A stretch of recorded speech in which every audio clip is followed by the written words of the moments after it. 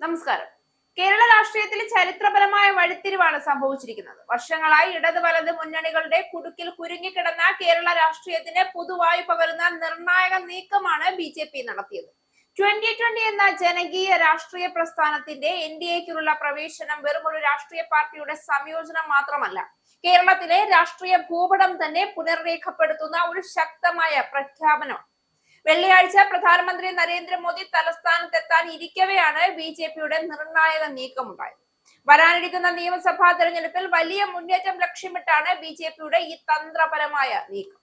കിഴക്കമ്പലം ആസ്ഥാനമാക്കി പ്രവർത്തിക്കുന്ന 2020 എൻ.ഡി.എയുടെ ഭാഗമാകുന്നത് എറണാകുളം ജില്ലയിൽ ബി.ജെ.പിക്ക് വലിയ നേട്ടമുണ്ടാക്കുമെന്നാണ് പാർട്ടിയുടെ കണക്കുകൂട്ടൽ. ഈ നീക്കം സംസ്ഥാനത്തെ രാഷ്ട്രീയ സമവാക്യങ്ങളിൽ വലിയ മാറ്റങ്ങൾക്ക് വഴിയൊരുക്കിയേക്കാം. ഭാവി തിരഞ്ഞെടുപ്പുകളിൽ സ്വാധീനം വർദ്ധിപ്പിക്കുക എന്ന ലക്ഷ്യത്തോടെയുള്ള ബി.ജെ.പിയുടെ ഈ ചുവടുവെപ്പ് കേരളത്തിലെ തിരഞ്ഞെടുപ്പ് രംഗത്ത് പുതിയ ചർച്ചകൾക്ക് തുടക്കമിടുമെന്ന കാര്യം ഉറപ്പാണ്. കേരളത്തിലെ ബി.ജെ.പി സർക്കാർ വികസന കാഴ്ചപ്പാടുള്ള സർക്കാർ എന്ന് സാബു ജേക്കബ് പ്രതികരിച്ചു. തദ്ദേശ തെരഞ്ഞെടുപ്പിൽ ഐക്കർനാട് തൂത്തുവാരിയെങ്കിലും കിഴക്കമ്പലത്ത് 2020 തിരിച്ചടി നേരിട്ടിരുന്നു. ഇതിനു പുറമെ 2 പഞ്ചായത്തിൽ കൂടി 2020 ഭരണം നഷ്ടപ്പെട്ടു.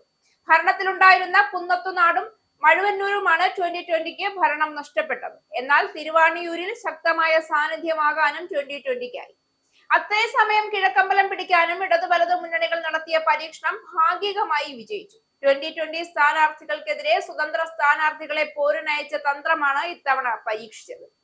കിഴക്കമ്പലം പഞ്ചായത്തിലെ 14 സീറ്റിൽ മാത്രമാണ് 2020 വിജയിക്കാനായത്. 2020യും ഇടത് വലത് മുന്നണികളുമായി നിരന്തര ഏറ്റുമുട്ടൽ നടക്കുന്ന കിഴക്കമ്പലത്ത് ഇത്തവണത്തെ പോരാട്ടം വ്യത്യസ്ത രീതിയിലായിരുന്നു. 2020 സ്ഥാനാർത്ഥിക്കെതിരെ പൊതു സ്വതന്ത്രരെയാണ് LDFും UDFും പിന്തുണച്ചത്.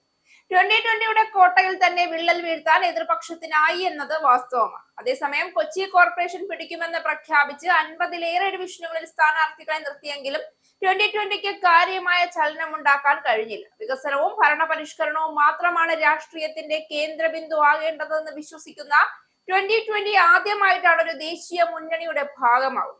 അതുവഴി എൻ.ഡി.എക്കൊപ്പം നിൽക്കുന്നതിലൂടെ കേരളം ഇനി വികസന രാഷ്ട്രീയത്തിന്റെ പാതയിലേക്ക് കടക്കുന്നു എന്നതാണ് ഈ സഖ്യത്തിന്റെ യഥാർത്ഥ സന്ദേശം. വർഷങ്ങളായി കേരളം അനുഭവിച്ച ഭരണപരാജയങ്ങളും അഴിമതിയും കള്ളക്കളികളും ജനങ്ങൾക്ക് മടുത്തിരിക്കുന്നു. ഇടത് സർക്കാർ വാഗ്ദാനങ്ങൾ മാത്രം നൽകി ജനങ്ങളെ വഞ്ചിച്ചപ്പോൾ കോൺഗ്രസ് നേതൃത്വത്തിലുള്ള മുന്നണി രാഷ്ട്രീയ അനിശ്ചിതത്വത്തിന്റെ പ്രതീകമായി മാറി. ഈ സാഹചര്യത്തിലാണ് ബി.ജെ.പി നേതൃത്വം നൽകുന്ന എൻ.ഡി.എ ജനങ്ങൾക്കുള്ള ഏക വിശ്വാസയോഗ്യമായ രാഷ്ട്രീയ ഓപ്ഷനായി ഉയർന്നു വരുന്നത്.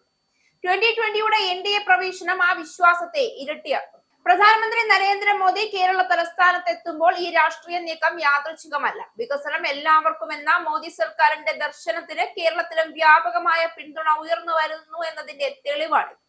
ഗുജറാത്ത് മോഡലും ദേശീയ തലത്തിലെ വികസന കുതിപ്പും ഇന്ന് കേരളവും ആഗ്രഹിക്കുന്ന മാറ്റങ്ങളാണ്. 2020 പോലുള്ള പ്രാദേശിക ശക്തികൾ എൻ.ഡി.എയുമായി കൈകോർക്കുന്നത് ആ മാറ്റത്തിനുള്ള ജനകീയ പിന്തുണയെ വ്യക്തമാക്കുന്നു. ബി.ജെ.പിയുടെ നീക്കം കേരളത്തിൽ ഒരു പുതിയ രാഷ്ട്രീയ സംസ്കാരത്തിന് തുടക്കം കുറിക്കും. ആശയക്കുഴപ്പങ്ങളും അടവ് പൊളിറ്റിക്സും ഒഴിവാക്കി വികസനം, സുതാര്യത, ഉത്തരവാദിത്തം എന്നീ മൂല്യങ്ങളെ മുൻനിർത്തുന്ന രാഷ്ട്രീയം. 2020യുടെ പ്രായോഗിക സമീപനം എൻ.ഡി.എയുടെ ദേശീയ ദർശനവും ഒരുമിക്കുന്നിടത്ത് കേരളത്തിൽ ഒരു പുതിയ ഭാവി പിറക്കും. ഇത് തുടക്കമാണ്. ഇടത് വലത് മുന്നണികളുടെ കോട്ടകളിൽ വിള്ളൽ വീഴാൻ തുടങ്ങി. ജനങ്ങൾ ഇനി വികാര രാഷ്ട്രീയമല്ല, വികസന രാഷ്ട്രീയമാണ് തിരഞ്ഞെടുക്കുന്നത്. അതിന്റെ ഏറ്റവും ശക്തമായ ഉദാഹരണമാണ് 2020യുടെ എൻ.ഡി.എ പ്രവേശനം. കേരളം മാറുകയാണ്. ബി.ജെ.പി നേതൃത്വം നൽകുന്ന എൻ.ഡി.എയുടെ